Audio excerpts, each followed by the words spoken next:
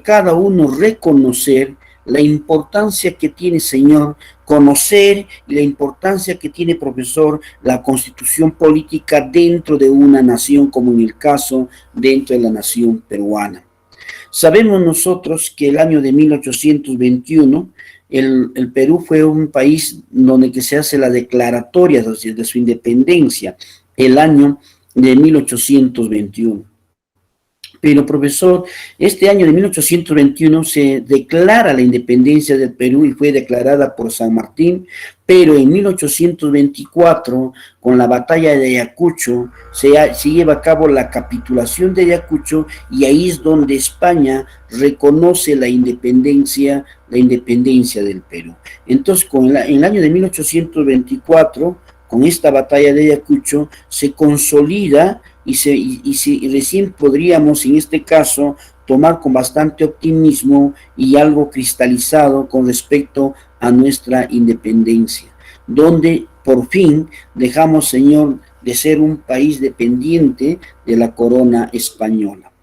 Ahora, jóvenes, esta patria nueva que acababa de nacer, este nuevo país que acababa de nacer y que era libre y que era independiente, ¿no? Que era independiente, y llevaba a jóvenes a decir lo siguiente, que al nacer este nuevo país como independiente, libre, era como una criatura que acababa de nacer.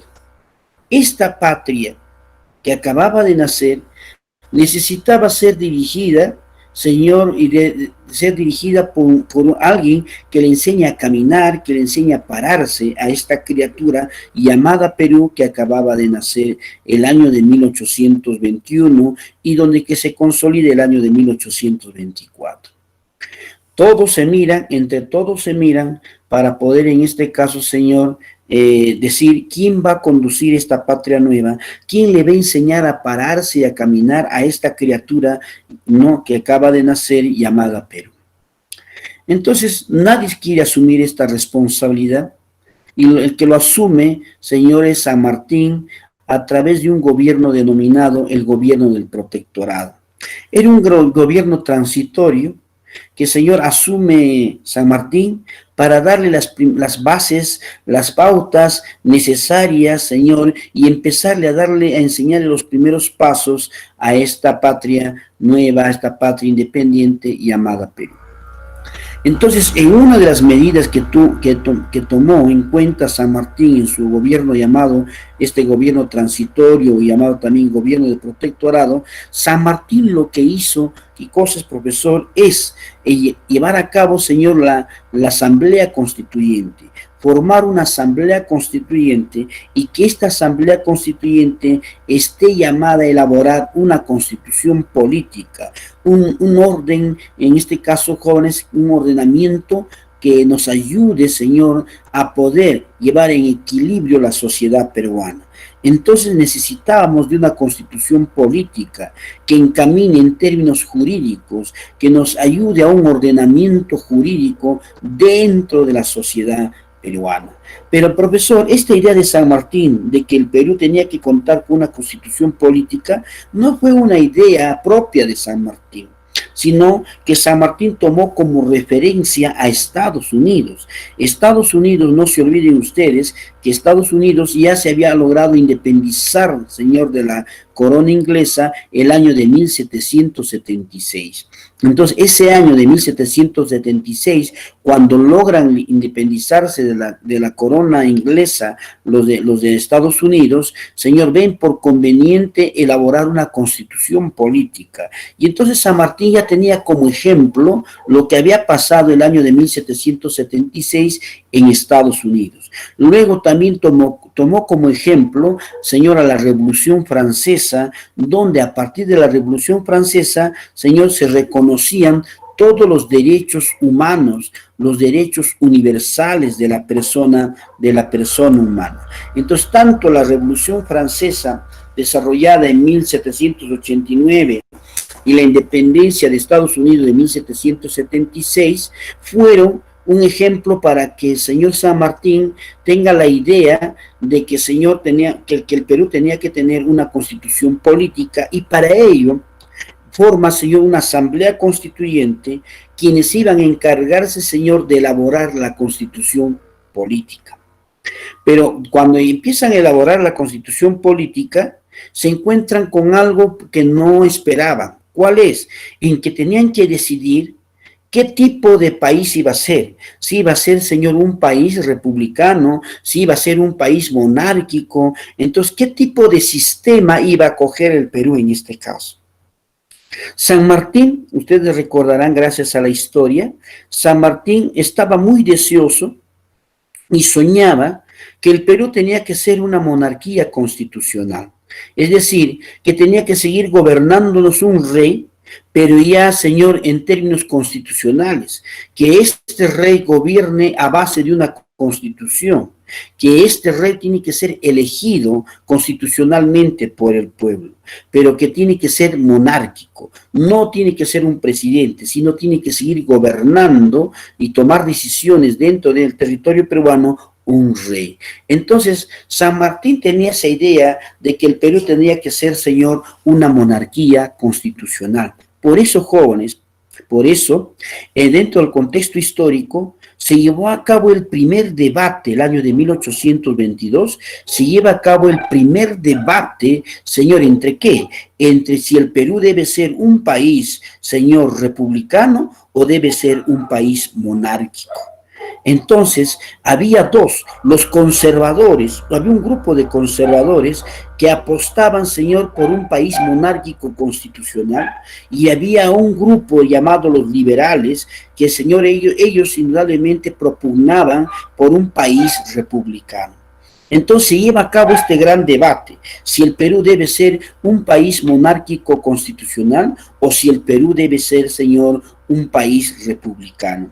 Entonces, habían los liberales y los conservadores. Entran en este debate. Profesor, ¿cuál de estas dos posturas ganó? Ganó, señor, la postura de los liberales, donde se sustentó con claridad y dijeron, Señor, no queremos saber nada de monárquico. Nosotros no queremos seguir, Señor, que nos gobierne un rey. Necesitamos tener un país que sea dentro de un sistema republicano, no un sistema monárquico. Queremos tomar nuevos rumbos, tenemos que darle otra característica y nosotros apostamos por un país republicano. Es ahí que esta postura de los liberales ganó, triunfaron en este debate y a partir de ese hecho el Perú está considerado como un país republicano. Ahora, jóvenes, profesor, y luego con también San Martín, una vez que, señor, ya se aprueba una constitución política, él decide que dentro de esta constitución política tiene que estar contemplado tres ministerios. El Ministerio de Hacienda, el Ministerio, profesor, en este caso, el Ministerio de Hacienda, el Ministerio de Relaciones Exteriores y, profesor, el Ministerio del Interior. Entonces, había tres ministerios. Luego, también a través de esta constitución política y de una ley, San Martín va a sacar la ley, ¿qué ley, profesor? La ley del vientre. La ley del vientre. ¿Por qué? Esta ley del vientre reconocía, Señor, y decía que todos los negros de los esclavos, todos los negros nacidos a partir del 28 de julio de 1821 eran considerados libres. Todos los negros de hijos esclavos que nacieron a partir del 28 de julio de 1821, Señor, son hombres libres. Entonces, a eso se refería la ley del vientre. Entonces, todos los negros esclavos se alegraron y estuvieron felices. Aquel negro que había nacido el 29 de julio de 1821, aquella criatura que había nacido a partir de ese día, Señor, ya era un hombre libre. Pero aquel pequeño que dice, papá, yo soy libre, tú no eres libre, hijo. ¿Por qué, papá? Porque tú has nacido el 26 de julio de 1821, por lo tanto no eres libre, igual que yo eres un esclavo. Entonces, todos los pequeños, todos los niños, de los hijos de los esclavos que nacieron a partir del 28 de julio de 1821 eran considerados hombres libres. Entonces, chicos, la constitución política es la directriz de toda la organización jurídica de todo un Estado. En este caso, el Perú Hasta la actualidad ya tiene ¿cuántas constituciones, jóvenes? ¿Me podrían decir cuántas constituciones tiene el Perú? Hasta la actualidad, ¿con cuántas constituciones ya contamos? ¿Aló? ¿Aló? Chicos, participen, por favor. El Perú hasta hoy en la actualidad, ¿cuántas constituciones ya ha tenido? ¿15, 18, 30, 12 o 20? ¿Qué me dicen ustedes?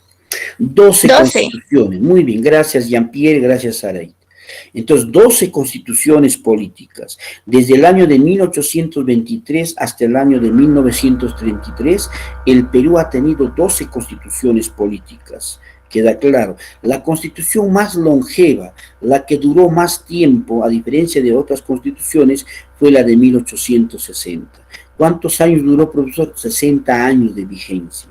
Ahora, jóvenes, profesor, es muy importante que el hombre tenga conocimiento de la constitución política y sus diversos, en este caso, títulos y capítulos y así los artículos. Sí, necesitamos nosotros, profesor, saber cuántos artículos hay y qué tratan estos artículos. Por ejemplo, estoy poniendo un ejemplo nada más con respecto a lo que ustedes están logrando visualizar ahí en la vista.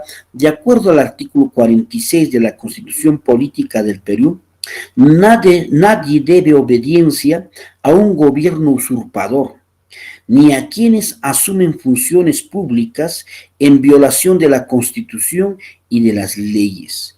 La población civil tiene el derecho de insurgencia en defensa del orden constitucional.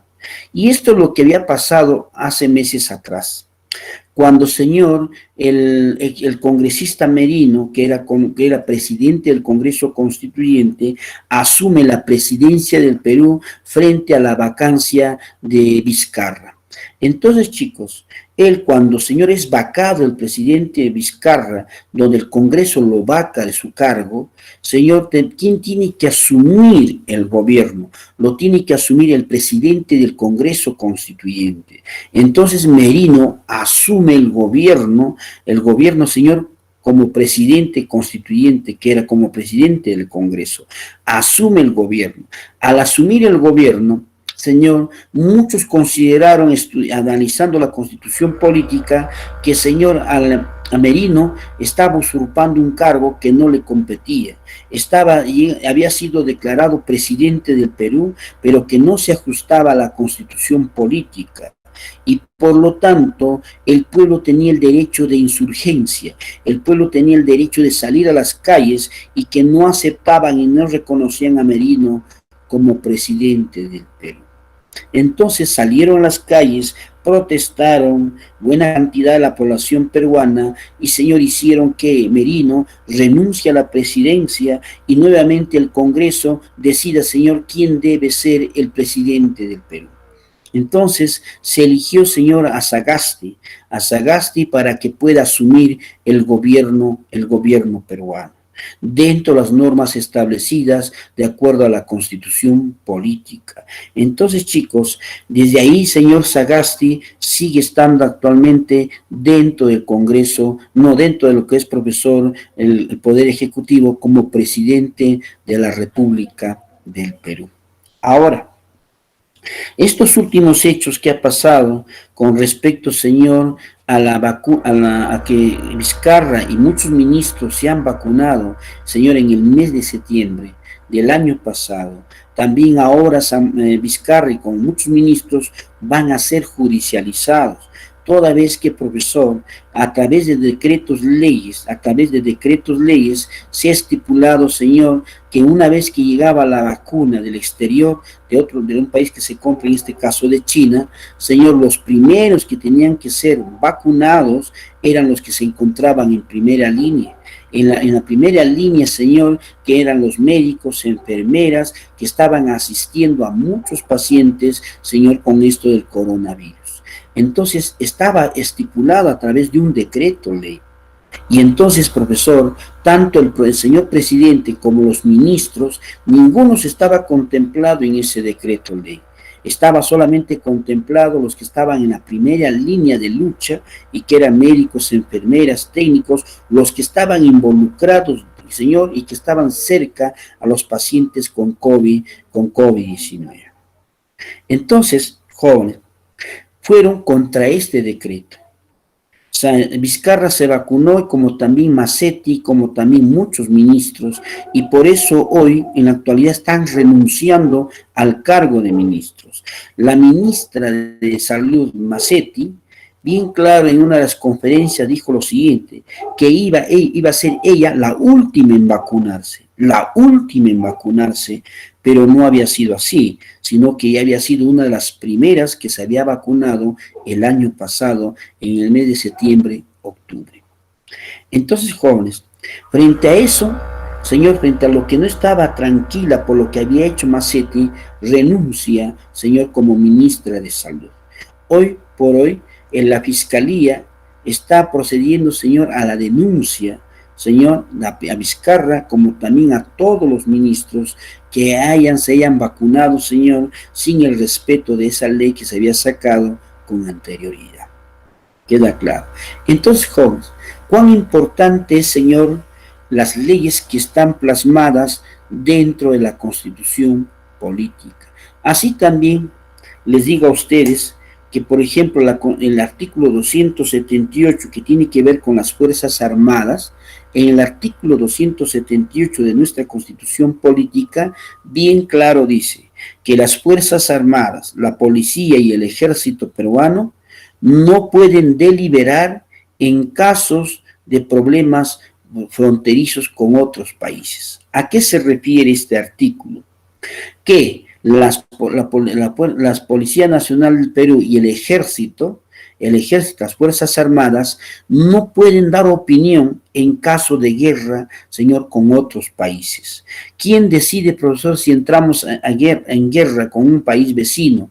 ¿Quién decide? Lo decide el Congreso y lo decide el Poder Ejecutivo. El Congreso específicamente, Señor, tiene que ver si entramos en guerra o no entramos en guerra. Las Fuerzas Armadas no pueden dar opinión. Las Fuerzas Armadas tienen que estar esperando, listos y prestos, si el presidente de la República, Señor, dice, entramos en guerra y llevemos, Señor, nuestras tropas, enfrentemos esta lucha, el ejército peruano, Señor, las Fuerzas Armadas tienen que cumplir la orden del presidente de la República. ¿Por qué? Porque el presidente de la República es el jefe supremo de las Fuerzas Armadas. Pero el presidente ordena el ataque, Señor, el ataque, puede ordenar el ataque al país usurpador o puede, Señor, ordenar la retirada del ejército, pero previo la evaluación del Congreso. Pero las Fuerzas Armadas no pueden dar opinión a favor o en contra de una guerra. Pero ¿por qué les digo esto, chicos? Porque en su primer gobierno de Alberto Fujimori, Señor, cuando estábamos en conflicto con Ecuador, porque los soldados ecuatorianos ya habían ingresado al territorio peruano por el norte del Perú, y nosotros ni por aquí sabíamos, Señor, que habían entrado el ejército ecuatoriano. Cuando se enteraron que el ejército ecuatoriano estaba en territorio peruano, Señor, tenían que discutir qué hacemos. Entonces, Señor, el Congreso aprueba que tenemos que desplazar nuestras Fuerzas Armadas, nuestro ejército, hacia el norte del Perú para poder hacer retroceder a las fuerzas militares ecuatorianas. Entonces, el ejército peruano tuvo que enrumbarse hacia el norte del Perú para hacer retroceder, Señor, a las fuerzas militares ecuatorianas. Una vez que habíamos logrado hacer retroceder al ejército ecuatoriano, Señor, se solicitó, Señor, que teníamos que llevar a cabo, si se llevaba a cabo una paz con Ecuador, o es que, Señor, continuamos con esta guerra. Es ahí donde las Fuerzas Armadas, los altos mandos de las Fuerzas Armadas, participaron en una reunión con el Congreso y el presidente de la República. Las Fuerzas Armadas dieron su opinión. Dijeron, Señor, firmemos un tratado de paz. No estamos en condiciones todavía de una guerra con Ecuador. Entonces, las Fuerzas Armadas, los altos mandos de las Fuerzas Armadas, dieron su opinión a favor de ¿qué? A favor de firmar un tratado de paz. Entonces, jóvenes, Ese año, durante el gobierno de Alberto Fujimori, violaron la constitución política, violaron el artículo 278, donde bien claro dice que las Fuerzas Armadas no pueden deliberar, no pueden dar opinión alguna, si es a favor o es en contra. Pero ese señor, durante el primer gobierno de Alberto Fujimori, dieron la opinión, participaron y se reunieron y las Fuerzas Armadas dijeron que se firme un tratado de paz. Entonces, ese acontecimiento, señor, vulneraron la constitución política y violaron el artículo 278. Entonces, jóvenes, hasta ahí estamos hablando de cuán importante, profesor, es hablar de una constitución política y sus diferentes artículos donde está contemplado un sinfín de leyes que encaminan y ordenan, señor, ¿qué cosa? Ordenan, señor, todo un sistema, en este caso dentro del sistema republicano. Pregunto, ¿hasta ahí se está entendiendo, chicos? Para poder continuar. ¿Aló? Sí, profesor. Muy bien, gracias. Ahora, Sí, profesor.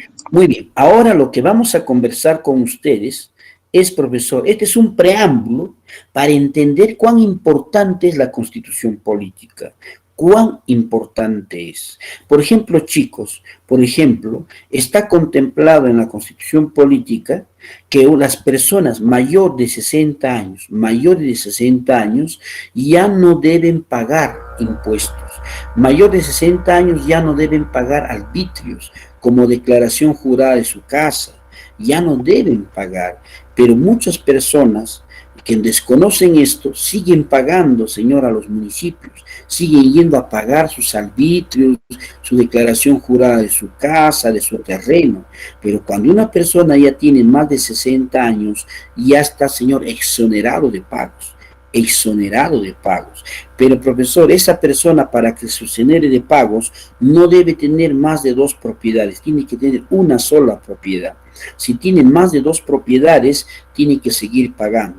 Pero si tiene una sola propiedad y ya tiene más de 60 años, tiene que el señor ir al municipio y hacer prevalecer sus derechos, y, señor, para que ya no pague impuestos. Muy bien, ¿y cuán importante es esto? No, cuán importante es esto. Por ejemplo, también otro ejemplo para que me entiendas, chicos. También está contemplado en la ley de arrendamiento, si una persona vive más de 6 años en una casa como inquilino, más de 6 años, y si el señor, el dueño de la casa, quiere vender su casa, tiene que, señor, ¿qué hacer? Tiene que hacerle querer para que le compre su casa aquí, al inquilino que tiene ya más de 6 años. El inquilino tiene el derecho de exigir.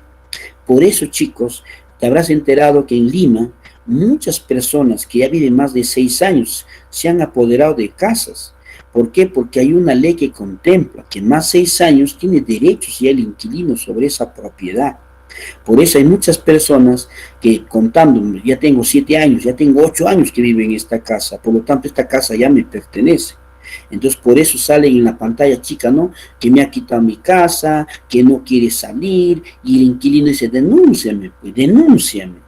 A ver qué me van a hacer, y verdad, no le van a hacer nada, ni lo van a sacar de esa casa. ¿Por qué? Porque la constitución política lo contempla. Por eso una persona, cuando alquila su casa, tiene que hacer contrato de alquiler por 1 año, debe renovar por otro año.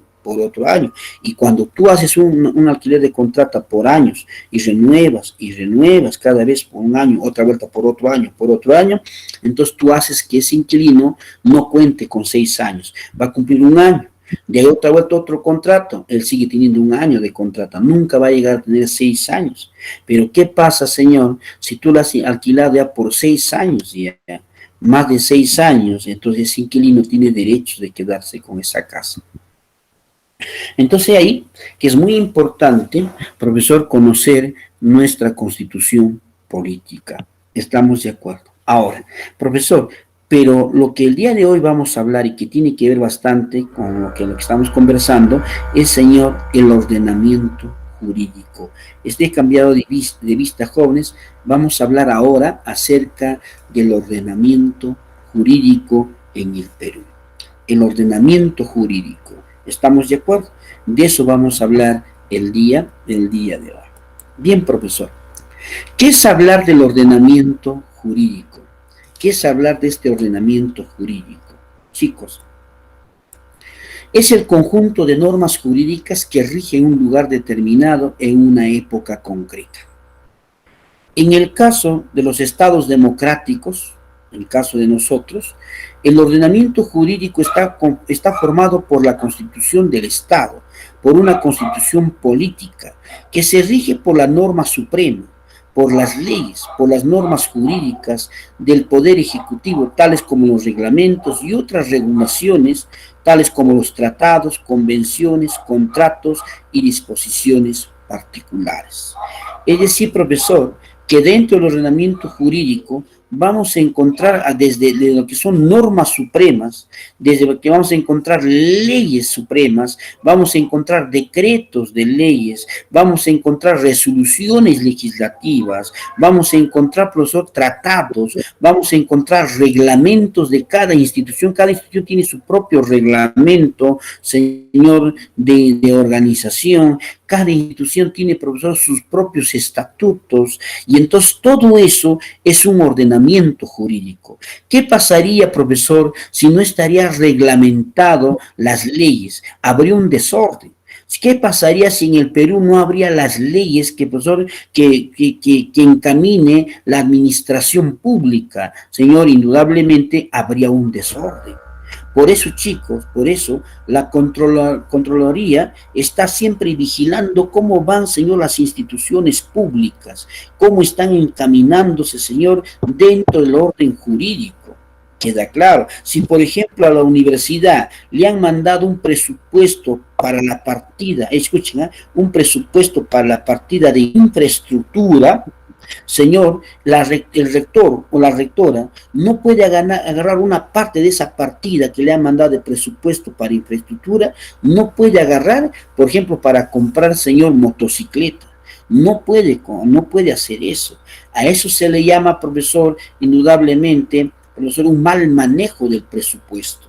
Entonces, por ese motivo puede ser denunciada la rectora o el rector de la universidad. Si hay un presupuesto que se ha asignado, señor, hay una partida que se ha asignado a lo que es infraestructura, nada más tiene que ser dirigido a la infraestructura. Estamos de acuerdo. Entonces, ahí que, señor, estas normas hacen que, señor, se encamine de manera correcta a las instituciones y también va normando de cómo deben ir atendiendo a las personas.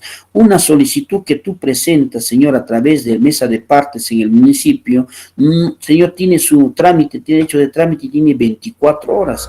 En 24 horas tienen que darte respuesta.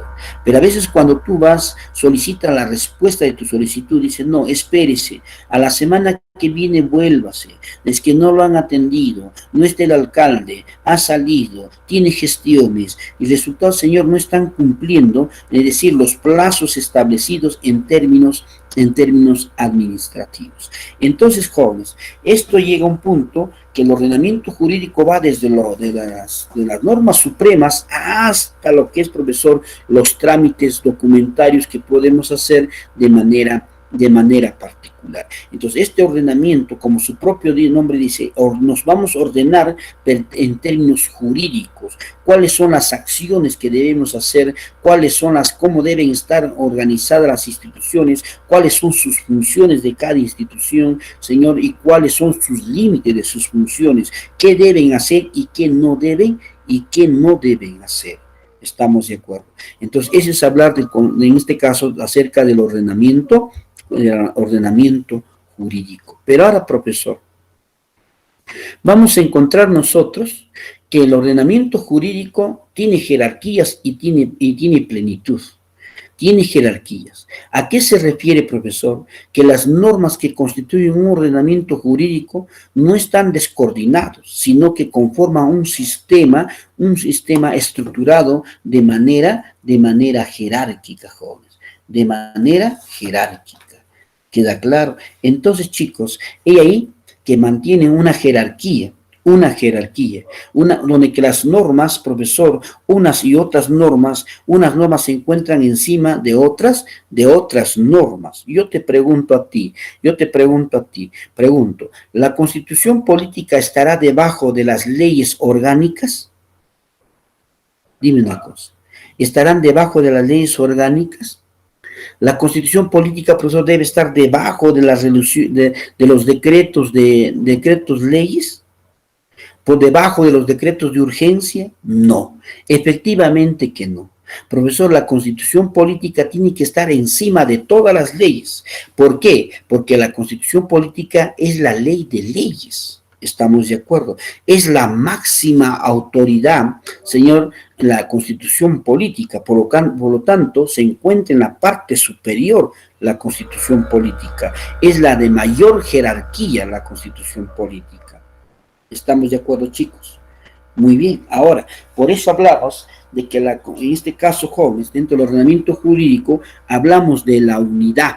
Son varias características que vamos a ir explicando a cada uno de ustedes. ¿Queda claro? La jerarquía. En primer orden, profesor, está la constitución política, que hay que proceder, esa constitución política está encima de todas las leyes que puedan salir. Estamos de acuerdo. Luego, profesor, hablamos de la plenitud. La plenitud, esto implica que el ordenamiento jurídico no presenta lagunas. El derecho no tiene lagunas. Lo que existe sí son lagunas legales. Si hay lagunas legales, es propio del derecho del ordenamiento jurídico, el que otorga el mecanismo para llenarlas e integrarlas. Les voy a explicar esto de las lagunas para poder entender, ¿ya? No vayan a pensar que estamos hablando de las lagunas geográficas, no. Les voy a explicar y quiero que me estén atentos. Chicos, cuando hablamos de la plenitud, de una de las características del ordenamiento jurídico, chicos, es que, profesor, en esta característica de plenitud decimos hasta dónde, es decir, jóvenes, ¿cómo es que, profesor, la ley, el ordenamiento jurídico va a abarcar indudablemente en todo ámbito? Va a abarcar en todo ámbito, pero el problema está que esta característica de la plenitud va a presentar patologías. ¿Y qué son patologías cuando hablamos dentro del campo de la psicología? Son anormalidades. ¿Queda claro? Entonces voy a hablarles a ustedes cuáles son esas patologías o cuáles son esas anomalías que presenta esta característica del ordenamiento jurídico denominado la plenitud. Decimos lo siguiente, cuando hablamos de lagunas legales, es que estamos hablando que hay leyes que son insuficientes. Es decir, que hay leyes que no logran abarcar todo el ámbito jurídico. ¿Queda claro? Es decir, profesor, hay lagunas, hay profesor, donde que las leyes no logran satisfacer a la sociedad en su conjunto. ¿Estamos de acuerdo? Por eso hablamos, señor, que la ley es insuficiente. Hay cosas que están faltando por mejorar. Hay cosas que hay que precisar en ciertas leyes. ¿Queda claro? Por ejemplo, chicos, una laguna que podemos mencionar como ejemplo, de acuerdo a la Constitución política, señor, un delincuente común que roba reloj, que roba el celular, que roba la cartera, dice, tiene que ir, señor, lo atrapan al delincuente, una vez que lo atrapan, señor, y se ha demostrado su delito, lo podemos llevar a la comisaría, pero solamente 24 horas. La policía puede detenerlo por 24 horas. Una vez que ha estado 24 horas en la comisaría, este delincuente común que roba carteras, celulares, relojes, puede salir después de 24 horas. Y la gente dice, no es posible, señores, que ese delincuente que ha robado mi celular ya esté en la calle paseando. Me he encontrado en la calle ese delincuente y se ríe de mí, se burla de mí. No es posible que a la policía lo ha soltado, solamente ha estado un día, en 24 horas lo han soltado. Y la persona dice, se supone que ha soltado dinero, le ha pagado al capitán, le ha pagado al coronel y por eso le han soltado. Y cuando le entrevistan al policía, dice, señores, ¿por qué le han soltado a ese señor que ha robado el celular de la señora? Si lo han detenido, ¿por qué lo han soltado? Y dice, señor el policía, es que hay lagunas, hay lagunas dentro del ordenamiento jurídico. ¿A qué se refiere? Que no, que es una ley insuficiente. ¿Por qué? Porque, señor, la ley dice, señores, que puedo detenerlo a ese delincuente, pero solamente por 24 horas. Pues no lo puedo detenerlo en la comisaría 48 horas, una semana. No lo puedo detener. El delincuente me puede denunciar por abuso de autoridad. El delincuente sabe que cuando lo agarran va a salir en 24 horas. Va a salir en 24 horas porque está tipificado. Entonces dice, eso no es suficiente, necesitamos mejorar esa parte, necesitamos, señor, que este delincuente no solamente esté 24 horas, tiene que entrar más tiempo, por eso muchos delincuentes hay en el Perú. Entonces, ¿qué pasa? Que hay una laguna, que esa ley es insuficiente, necesitamos, señor, hacer leyes más drásticas, como por ejemplo, profesor, profesor, como alguien decía, ¿no? Que un candidato decía, cuando yo llegué al gobierno, voy a solicitar al señor pena de muerte para los corruptos, pena de muerte a los violadores, pena de muerte. Ya no hay que 8 años, ya no hay que 4 años, después de 8 años sale el violador y sigue violando. ¿Cuántas personas dicen, señores, ese hombre que ha violado a mi hija ya está a punto de salir, va a cumplir sus 8 años y me ha amenazado que saliendo me iba a matarme? Pues señores, ¿qué voy a hacer? Que no lo suelten, pero sí o sí va a salir porque va a cumplir sus 8 años y va a salir de la cárcel y tal vez va a seguir continuando, señor, con su actitud de violar mujeres, de violar niñas. Entonces, señor, este congresista decía, cuando llegue yo al Congreso, voy a presentar mi proyecto de ley para, señor, pena de muerte para los corruptos, pena de muerte para los violadores. No podemos ser contemplativos. Entonces, chicos, entonces, ¿qué está viendo el congresista? Que, señor, hay lagunas, que hay leyes que son insuficientes, que no logran satisfacer las necesidades de la población, que consideran, señor, que hay que ser más drásticos, señor, con aquellos delitos que no podemos estar diciendo 8 años, sino hay que llevarlos a cadena perpetua, hay que enrumbarlos a la pena de muerte. Pero también cuando uno propone pena de muerte, significa que tendríamos que retirarnos, jóvenes, ¿de qué? Del Tratado de San José, donde en este Tratado de San José, todos los países que están dentro de ese Tratado de San José se comprometen en el respeto del derecho humano, en el respeto de la vida humana. Ese violador, ese corrupto, señor, es humano. Y por lo tanto, señor, si queremos nosotros declarar que se lleve a cabo la pena de muerte para corruptos y violadores, tendríamos que retirarnos, señor, de este Tratado de San José. Tenemos que retirarnos. ¿Por qué? Porque el Tratado de San José contempla el derecho a la vida, la defensa de la vida humana. Queda claro. Entonces tendríamos que retirarnos de ese tratado, señor, y ejecutar, señor, lo que plantea este congresista con respecto, señor, a la pena de muerte. Eso es hablar acerca de qué, de una laguna legal. Pregunto, ¿ha quedado claro esa partecita, chicos? ¿Aló? Sí, profesor. Muy bien. Ahora, pero profesor, no solamente hay lagunas legales, sino también hay vacíos legales. Vacíos legales. ¿Qué son los vacíos legales? Es donde no hay ley. No hay ley. ¿A qué te refieres, profesor, que no hay ley? O sea, que no hay una ley que castigue algo ilegal. No hay una ley que castigue o sancione algo. Como por ejemplo, para que tú me puedas entender sobre un vacío legal, para que me entiendas. Por ejemplo, jóvenes, a Ollantumala, como también a Keiko y a Nadine Heredia, señor, la fiscalía hizo todo lo posible de mandarlo a la cárcel. Llegaron a la cárcel ellos, estuvieron en la cárcel. Pero estando en la cárcel, sus abogados de Ollantumala, de Nadine y de Keiko, señor, presentaron un habeas corpus al Tribunal Constitucional. En el habeas corpus dice lo siguiente: Señor, que sus defendidos están injustamente en la cárcel, toda vez, dice, toda vez que el delito que se les está acusando no está contemplado en la Constitución política. El delito la cual lo están acusando, no hay una ley que sancione ese delito. Mira, no hay una ley que sancione ese delito.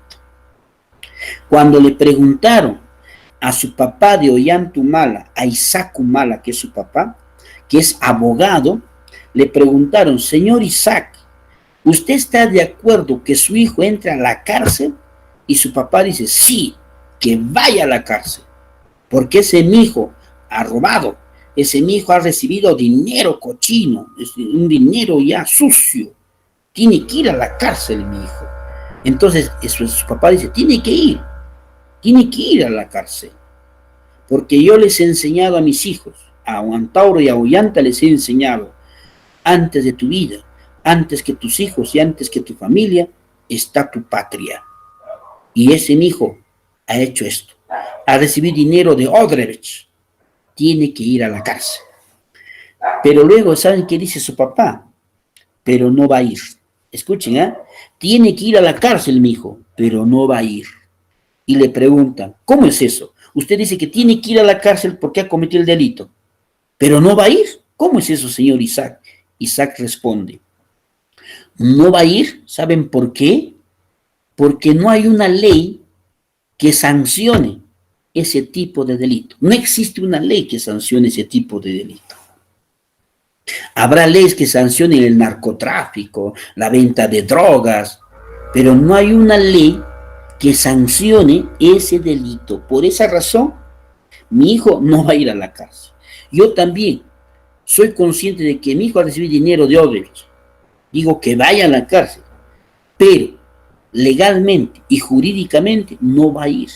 ¿Y por qué? Porque no hay una ley que sancione ese delito. Y por esa razón, chicos, por esa razón es que Ollanta, Nadine y Keiko salieron de la cárcel. ¿Por qué? Porque hay vacíos. Y bien claro lo ha dicho, señor, este fiscal Pérez: hay vacíos, hay vacíos. Ahora, chicos, ¿qué pasa? Que le preguntan al padre de Ollantumala, Isaac: entonces, señor, ¿tendrían que los congresistas presentar un proyecto de ley que sancione esa ley? Sí, tienen que hacerlo. Tienen que hacer, señor, que exista esa ley para que sancionen ese delito. Pero así elaboren ese proyecto de ley, mi hijo tampoco va a ir a la cárcel. ¿Pero por qué? Porque toda ley que sale no es retroactiva, es decir, no mira para atrás. Una vez que sale una ley, es para adelante. De aquí para adelante, no de aquí para atrás. Por lo tanto, una ley sale, pero mi hijo no va a ir a la cárcel porque esa ley no mira hacia atrás, mira hacia adelante. Esa ley se aplica de ese día que sale para adelante, no para atrás. Entonces, ¿ese es qué cosa, profesor? Ese es un vacío legal. Hay leyes que no están, jóvenes, tipificando muchos delitos. Y la pregunta es: ¿pero por qué, profesor? Porque la sociedad está avanzando. La sociedad está avanzando y se está haciendo cada vez más complejo. Años atrás, jóvenes, años atrás, pues no había tanto de esta corrupción. No había lavado de dinero. Ahora ya existen todo esto. Y entonces las leyes jurídicas tienen que estar, profesor, innovándose. Tienen que surgir nuevas leyes, porque hay nuevos delitos. Ya no son los delitos comunes que antes se conocía, ahora son nuevos delitos. Pregunto, ¿se ha entendido, jóvenes? ¿Aló? Sí, profesor. Sí, ¿no? Entonces no se olviden que esta característica de la plenitud presenta dos patologías. Uno, la laguna legal, y luego los vacíos legales. Son patologías, son anormalidades que, señor, de eso hacen abuso muchos abogados para defender, señor, a muchos delincuentes, a muchos corruptos. ¿Queda claro? Por eso los abogados dicen, cuando tú vas, dice, señor, abogado, saldré de esto, pero sí vas a salir, hay vacíos legales. Lo que tú has hecho no está contemplado en la ley. No hay una ley que sancione el delito que has cometido. Por lo tanto, hay un vacío y nos vamos a apoyar en ese vacío legal, que no hay esa ley, y no vas a entrar a la cárcel. No te preocupes. ¿Queda claro? Entonces, es ahí que existen lagunas legales y vacíos legales. Muy bien, chicos. Ahora, cuando hablamos, profesor, de la jerarquía y plenitud, también hablamos del unitario. Hay otra característica. Me dicen si logran visualizar, por favor, y si estoy proyectando o no estoy proyectando, ¿ya? Conforme a Kelsen, Kelsen es uno que ha presentado, señor, la jerarquía del ordenamiento jurídico.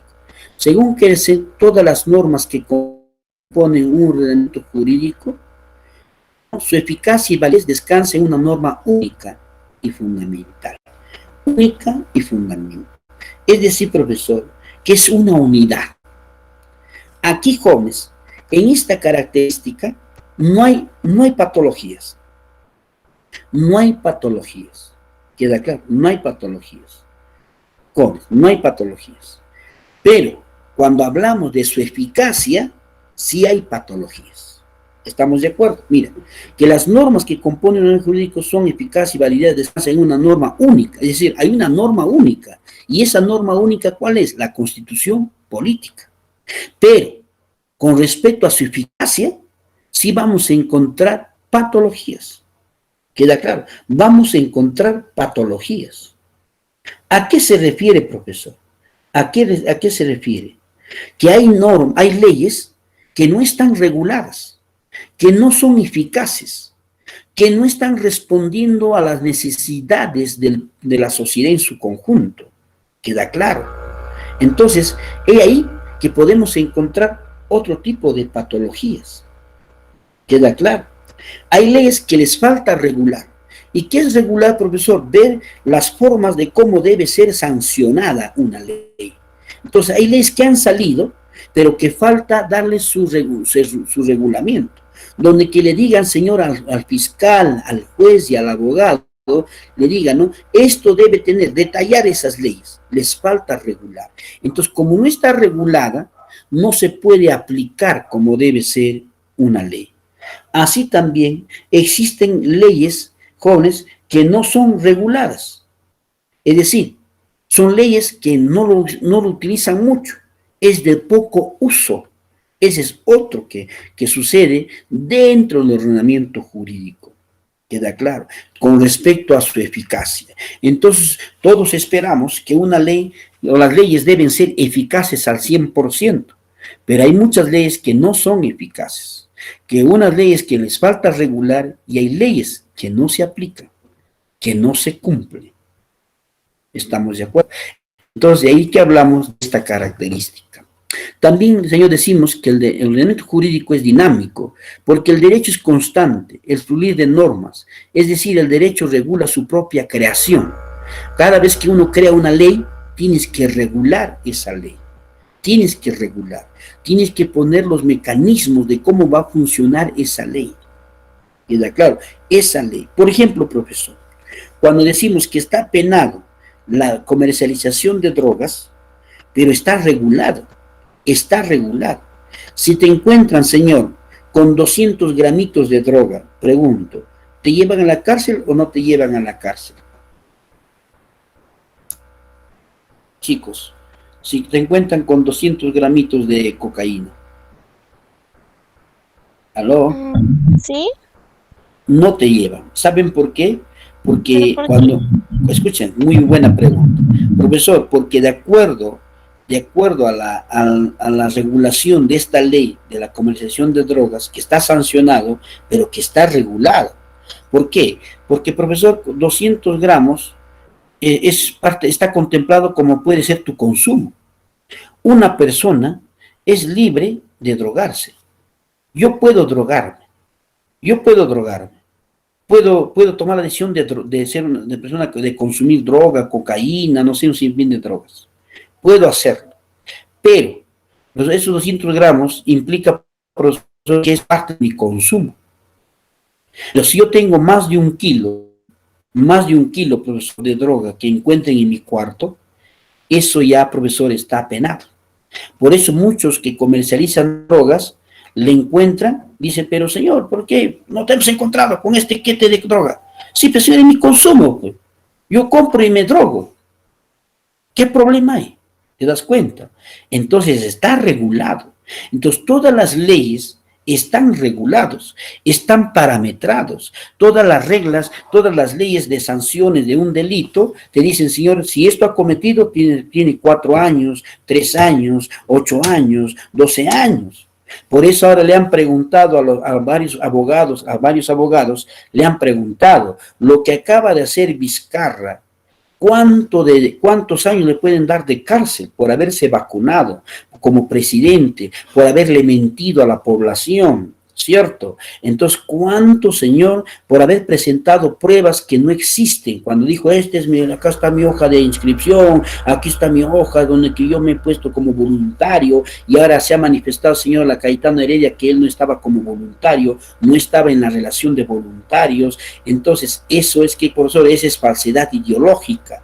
Ha presentado documentos falsos, queda claro, inclusive lo ha hecho a través de varios canales televisivos. Entonces, jóvenes, eso está penado.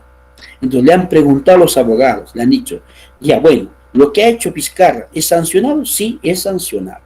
Lo único que hay que esperar es que la fiscalía, en este caso, aplique y empiece a investigar este hecho cometido por Vizcarra.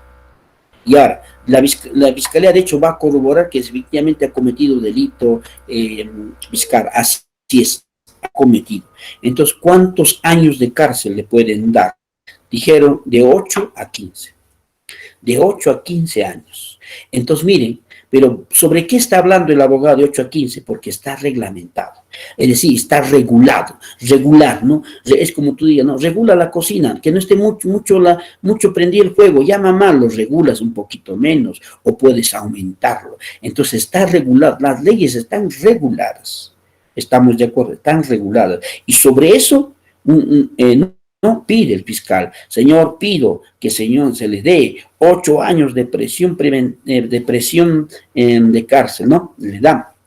Pero y luego el abogado dice, bueno, señores, está contemplado desde los 6 años hasta los 10 años, 8 está pidiendo mucho el señor fiscal, no sé si podríamos hablar de 6 años, ¿no? Entonces, ¿por qué? Porque está contemplado de 6 hasta los 10 años, ¿no? Está regulado esa ley. Pregunto, ¿ha quedado clara esa partecita? ¿Aló, aló? ¿Aló, chicos? Sí, profesor. Sí, ¿no? Muy bien, chicos. Entonces, cuando nosotros, chicos, hablamos acerca de esas lagunas, cuando hablamos, profesor, de esas, de decir, las lagunas legales, de los vacíos legales, es ahí donde que también vamos a encontrar la antinomia jurídica.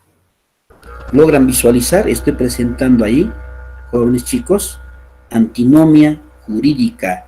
¿Logran encontrar? ¿Logran visualizar? Me dicen, por favor, sí o no. ¿Aló? ¿Aló? ¿Están visualizando, chicos? Sí, profesor. ¿Sí? Muy bien, gracias. Ahora, antinomia jurídica. A ver, un favorcito. Profesor, ¿qué es la antinomia? La antinomia también es otra patología que se va a presentar dentro del ordenamiento jurídico. Queda claro, es una patología, ¿ya? Existen antinomias cuando 2 o más normas que pertenecen al mismo ordenamiento imputan al mismo caso soluciones incompatibles entre sí. Es decir, en otras palabras, llega un momento en que van a surgir 2 normas que se van a contradecirse sobre un mismo caso. Normas que se van a irse contradiciendo. Ejemplo, jóvenes, ejemplo, por favor, jóvenes, ejemplo. Por ejemplo, profesor, años atrás me decía una profesora lo siguiente: profesor, me han adjudicado en Logel, bajo una resolución directorial de Logel, me han adjudicado para trabajar en una plaza de matemática. Estoy trabajando ya 6 meses y luego viene otro profesor y me desplaza. Y me dice, ¿no? Sí, profesora, usted estaba trabajando ahí, yo voy a trabajar en lo que está trabajando porque a mí me anda este documento. Y le había enseñado un documento. Entonces, ese documento donde que ella va a trabajar, ya profesor viene ¿desde dónde? Viene profesor desde el Ministerio de Educación, no venía del UGEL, venía desde arriba ya, desde arriba. Entonces lo desplaza. Entonces, chicos, a la profesora le digo lo siguiente, pero profesor, yo voy a reclamar, yo voy a protestar. No es posible que me hayan dado mi plaza y ahora me están desplazando con otra persona. Entonces, ahí surge ¿qué? Ahí surge, profesor, dentro del ordenamiento jurídico existen dos documentos, pero que, profesor, con diferentes opiniones. Es decir, que el primer documento que le dan a la profesora, le dan su plaza. Ella está trabajando y aparece otro documento donde el señor lo desplazan de ese trabajo, lo sacan de su trabajo. ¿Queda claro? Entonces, hay dos normas que han aparecido, pero, profesor, que se contradicen. Se contradice. La otra norma dice que sí, que la profesora debe ser adjudicada para que trabaje, y la otra norma dice que no, ahí termina su trabajo. Entonces, chicos, eso va a suceder, eso va a pasar. Para eso, la única forma de resolver ese problema es, señor, que tenemos que tomar en cuenta las jerarquías. Las jerarquías. ¿Cuál pesa más? ¿Cuál pesa más? Queda claro. Si, profesor, tú estás trabajando a través de una ley, supongamos una ley, y luego viene, profesor, una resolución directoral. Oye, la resolución directoral no va a pesar más que una ley. La ley pesa más que esa resolución. Ahora, profesor, ¿una ley pesará más que la Constitución? Te pregunto. ¿Una ley pesará más que la Constitución política? ¿Qué dicen, chicos? Aló, rápido. Aló. No. No, claro, la Constitución política pesa más que cualquier ley. Estamos de acuerdo. Y eso es muy importante, muy importante. Luego también, profesor, para saber una ley, profesor, una norma, ¿cuál prevalece, profesor? Tenemos que ver a nivel temporal. ¿Qué es temporal, profesor? Que ahí puede haber una ley que sea posterior, que haya salido posterior, y otra ley que haya sido anterior. Pero ahora, si ha salido una ley el año pasado, por ejemplo, el año 2020, ahora sale una nueva ley, profesor, con respecto a una ley laboral, jóvenes. Entonces, esa ley del año 2020 dice que todo trabajador, señor, que labora en las instituciones públicas, no tiene que presentar declaración jurada al mes, por mes. Y ahora surge una nueva ley y donde dice, señor, que todo trabajador tiene que presentar ya no anualmente, ya no mes, anualmente tiene que presentar declaración jurada. Entonces, ¿cuál prevalece? El trabajador dice, por fin, ¿qué hago? ¿Presento mes por mes o lo hago anual? Hay una ley que decía que hay que presentar mes por mes el año pasado. Ahora dicen que hay que presentar anualmente. Por fin, ¿qué voy a hacer? Pregunta el trabajador. Y entonces le dice, a nivel de la temporalidad, tienes que tomar en cuenta que la ley posterior que salió, es decir, la ley que recién sale este 2021, pesa más que la ley del año pasado. ¿Queda claro? Pesa más que la ley del año pasado, que el anterior. Entonces hay una ley posterior y una ley anterior. Y la ley posterior que acaba de salir pesa más que la ley anterior. Si la ley anterior decía que tenía que presentar su declaración jurada por mes, ahora la ley posterior dice que debe presentar anualmente. Yo te pregunto, ¿qué debe hacer el trabajador? ¿Presentar mensualmente o presentar anualmente? Anualmente. Claro, anualmente. ¿Por qué? Porque tenemos que entender que la ley que acaba de salir este año 2021 pesa más en jerarquía que la ley del año 2020. ¿Estamos de acuerdo, chicos? ¿Ya? Muy bien. Por eso, Los abogados y los fiscales y los jueces jóvenes invierten bien para comprar los códigos penales. Invierten bien porque cada año cambian las leyes, otra ley sale, otra ley sale, otra ley sale. Tienes que estar actualizado, ¿estamos de acuerdo? No vayas a pensar que cuando terminas como abogado todo es ganar, ganar, ganar. No, tienes que invertir en libros, tienes que comprar códigos penales que a diario, a la semana, o al mes o al año están saliendo y tienes que actualizar. ¿Queda claro? Luego, profesor, vamos a ver que existen leyes o normas de mayor jerarquía y menor jerarquía. ¿Queda claro? Por ejemplo, el de mayor jerarquía, la Constitución política. Un decreto ley, menor jerarquía. Entonces, ¿quién pesa más? Pesa más la Constitución política. ¿Estamos de acuerdo? Entonces, he ahí que cuando se presenten en este caso, esas contradicciones entre las normas, cuando existe, profesor, que las normas se van contradiciendo, entonces, ¿qué hay que hacer? Hay que optar, profesor, por jerarquizar esas normas, ya sea de manera, a través de su temporalidad, a través de su jerarquía. Tenemos que hacerle eso, ¿para qué? Para que prevalezca una ley sobre otra ley. ¿Estamos de acuerdo?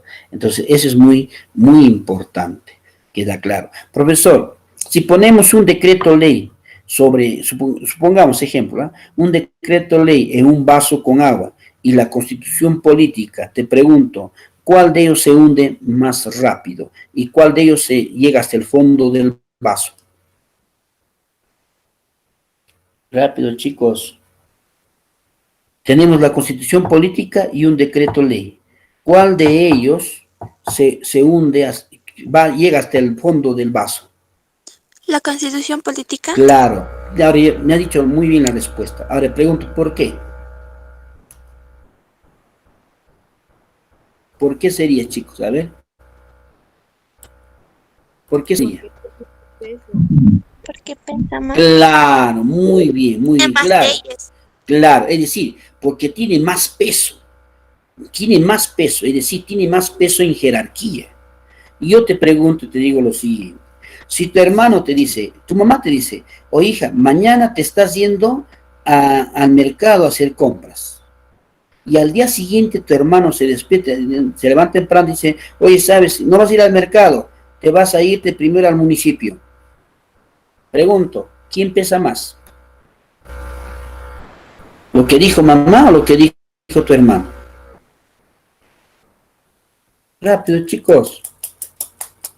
¿Aló? Lo que dijo la mamá.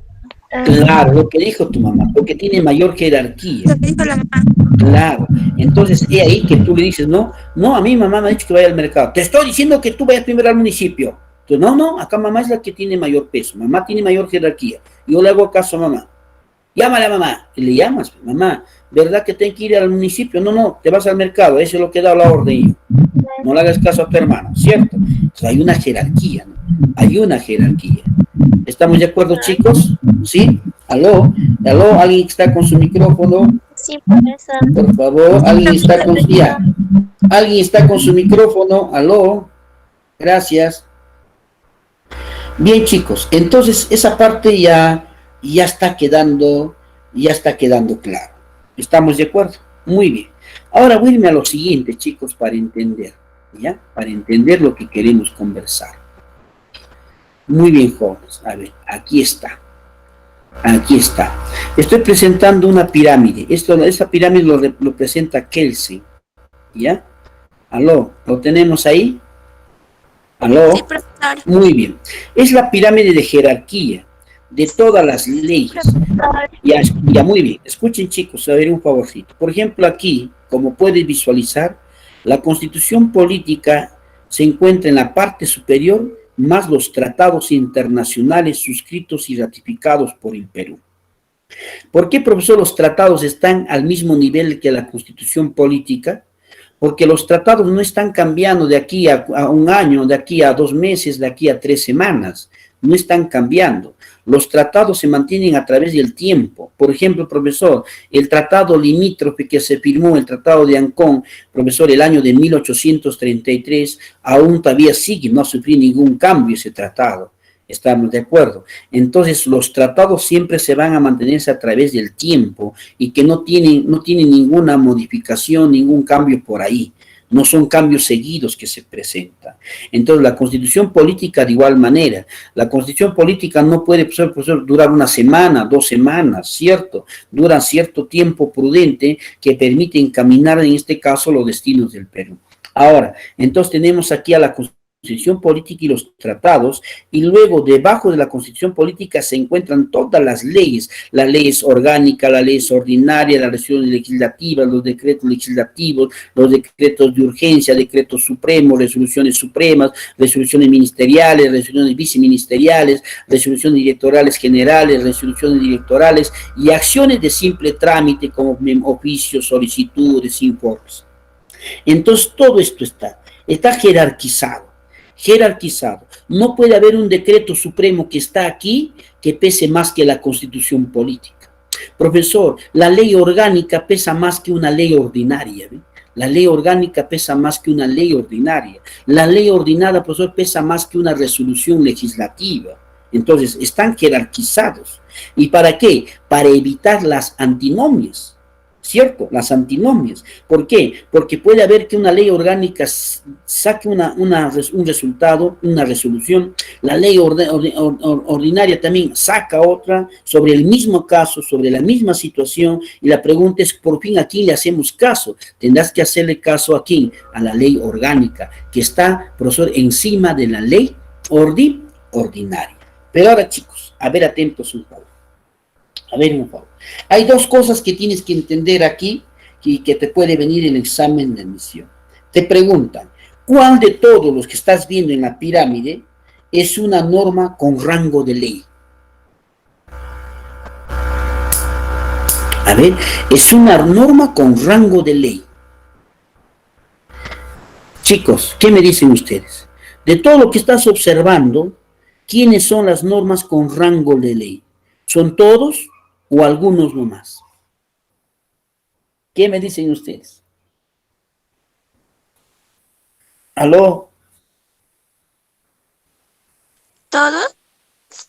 Ya, muy bien, vamos por ahí. Cuando participan es bueno, y así les voy a ir aclarando, ¿ya? Su compañera dice, profesor, y tal vez muchos están de acuerdo, en todos los que están aquí en esta pirámide, profesor, todos son normas de rango de ley. Pero no es así. Quiero que quede claro. Si te preguntan cuáles son, señores, cuáles son las normas de rango de ley, todas las normas de rango de ley, chicos, atentos acá, son desde el color amarillito nomás, desde la ley orgánica hasta el último, ¿ya? Todos ellos son normas con rango de ley. ¿Estamos de acuerdo? Mira, todos, desde el color amarillito de la ley orgánica, ellas son, profesor, normas con rango de ley. ¿Estamos de acuerdo? Ahora, y profesor, ¿la constitución política qué es? La constitución política y los tratados, y los tratados jóvenes, son normas con fuerza de ley. ¿Me dejo entender? La constitución política y los tratados, que está de color moradito lila aquí, son normas con fuerza de ley. ¿Quedó claro, chicos? ¿Aló? Sí, profesor. Ya, ahora, la pregunta es, escuchen, la pregunta es, profesor, ¿por qué la Constitución y los tratados son fuerza de ley? Con fuerza de ley, no son rango de ley, fuerza de ley. ¿Por qué, profesor? Son normas con fuerza de ley. ¿Por qué? Porque la Constitución política abarca todo el territorio. A todo el territorio. ¿Estamos de acuerdo? Abarca todo el territorio. La constitución política, ¿estamos de acuerdo? Ahora, el tratado que firmamos con otros países es de un interés de todos los peruanos. ¿Queda claro? No de uno, no solamente a Junín, no solamente a Huancayo, es a todos. Por eso fuerza de ley, queda claro. La constitución política abarca todo el territorio, a todo el territorio. ¿Me dejo entender? ¿Aló? ¿Sí? ¿Aló? Sí, profesor. Fuerza de ley. Ahora, chicos, un favorcito. En cambio, los que están aquí debajo de la constitución política de color amarillo, desde que es la ley orgánica hasta el último, son, profesor, rango de ley. Es decir, que son leyes que se tienen que cumplir, sí, pero que no abarca todo el territorio. Por ejemplo, nada más, a través del decreto de urgencia, es que acá está, decreto de urgencia, ¿qué ha dicho Sagasti? Ha dicho, los pueblos con alto riesgo extremo de la pandemia, señor, entran en cuarentena, entran, profesor, en un periodo de aislamiento. ¿Quiénes son? Pregunto, ¿estará Huancavelica, chicos? ¿Aló? ¿Aló? Sí está Huancavelica. Sí, profesor. Junín, sí está, Sí, ¿cierto? Sí sí, está Junín.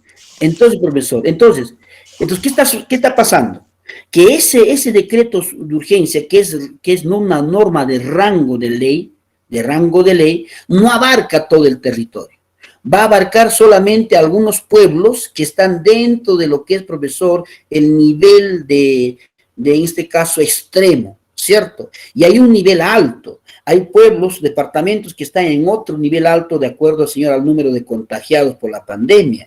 Y hay otros que están en el nivel bajo, en el nivel bajo. Y en esos niveles bajos, señor, sigue todavía la vida normal, no hay un aislamiento, no. En cambio, en caso de Huancavelica y Junín, Tarma, no, señor, se ha establecido ciertas cosas.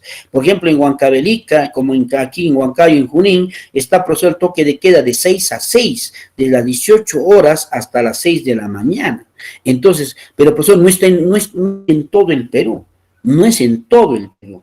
Estamos de acuerdo, no es en todo el Perú. Hace meses, el año pasado, por ejemplo, dijeron, no, va a haber, profesor, servicios terrestres, buses interprovinciales, pero no estaba contemplado Huancayo, pero sí estaba contemplado Huancavelica, ¿cierto? Y entonces yo cuando iba a Tiquias, señor, ¿va a haber servicio de Tiquias? No, señor, es que como Huancayo está en que no hay servicio y nosotros hacemos servicio a Huancavelica, no hay salida. ¿Cierto? Entonces ahí que todas las leyes que están de aquí debajo de la Constitución Política hasta el último son normas de rango de ley y la Constitución Política y los tratados están contemplados dentro de las normas con fuerza de ley. Pregunto, ¿quedó claro, chicos? ¿Aló? Sí, ¿no? Muy bien, chicos. Estamos hablando cosas que te va a venir en tu examen, ¿ah? Que te va a venir en tu examen, ¿ya? Cosas que te van a venir para poder entender que eso es muy, muy importante. ¿Estamos de acuerdo? Muy bien. Entonces, chicos, lo siguiente es esto, ¿ya? Vamos a ver ahora lo que vamos a ir visualizando cada uno de nosotros. A ver, profesor, acá tenemos decretos legislativos, decretos de urgencia, decretos supremos. Estos decretos que estás viendo acá, jóvenes, a ver, un favor, ¿quiénes, profesores, pueden hacerlo? ¿Quiénes? Está dictado, dice, por el Poder Ejecutivo. ¿Ve? Estos de acá, este de acá, este de acá y este de acá. Queda claro, pero con una diferencia, que el decreto legislativo lo dicta el Poder Ejecutivo, es decir, el presidente, pero con autorización ¿de quién? Del Congreso. El decreto de urgencia también es una norma de carácter específico no rubricada por el presidente de la República. ¿Ve? Decreto de urgencia. El decreto supremo es una norma de carácter general que regula la actividad sectorial o multisectorial a nivel nacional. Pero ¿quién da a conocer este decreto supremo? Señor, el Poder Ejecutivo. Entonces, el decreto legislativo, el decreto de urgencia, el decreto supremo, por eso tiene que ver bastante con lo que tiene que ver, señor, lo que es el Poder Ejecutivo. Queda claro. En cambio, profesor, la ley orgánica, la ley ordinaria y la ley, profesor, en este caso, de las resoluciones legislativas, lo emana ¿quién? El Congreso. ¿Estamos de acuerdo? Mira, la ley orgánica, la ley ordinaria, la resolución legislativa, ¿quién lo emana? El Congreso. El decreto legislativo, el decreto de urgencia, el decreto supremo, ¿quién lo emana? El Poder Ejecutivo. Atentos, ¿quedó claro esa parte, chicos? ¿Aló? ¿Aló? ¿Aló? Sí, profesor. Sí, ¿no? Por eso, en tu examen tienes que tener claro esa partecita. Te hablan de ley ordinaria, al toque ya Congreso ya, ley orgánica, Congreso ya, ley, profesor, te hablan de resolución legislativa, Congreso, que sea decreto legislativo, decreto de urgencia, decreto supremo, al toque es ejecutivo.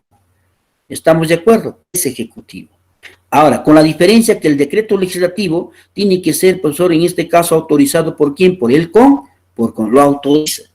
Pero ¿quién lo dicta? El Poder Ejecutivo. ¿Estamos de acuerdo? Entonces ahí hemos hablado acerca de cómo se da el ordenamiento jurídico, hemos hablado, profesor, de sus patologías, de las lagunas legales, hemos hablado de los vacíos legales, hemos hablado, profesor, de las antinomias, ¿no es cierto?, donde que pueden surgir dos normas que se contradicen, uno dice sí, uno dice no. Entonces, ¿qué hay que hacer? Hay que tomar en cuenta su jerarquía a nivel del tiempo, ¿cierto?, donde, profesor, encontramos lo que es, profesor, en este caso lo posterior, lo anterior.